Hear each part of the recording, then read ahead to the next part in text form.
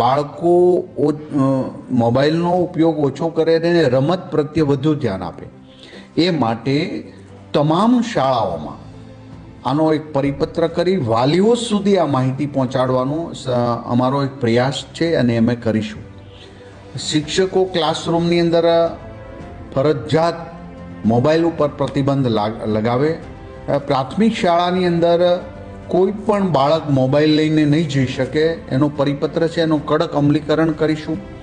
વાલીઓ, શિક્ષકો અને બાળકોને એક ચોક્કસ ગાઈડલાઈન અમે તજજ્ઞો પાસેથી માહિતી મેળવી અને અમે એ પરિપત્ર કરીને વિદ્યાર્થીઓ સુધી અને વાલીઓ સુધી પહોંચે એનું એક અભિયાન સ્વરૂપે ગુજરાતમાં ચલાવીશું.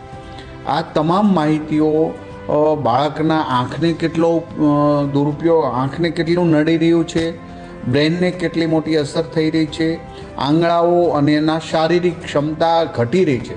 માટે સ્પોર્ટ પ્રત્યે શહેરી મહોલ્લાની અંદર બાળકો ઘરેલું રમત રમે એ બાબતની શાળાઓમાંથી જાગૃતતા આવે એવો પણ એક પ્રયાસ થઈ શકે.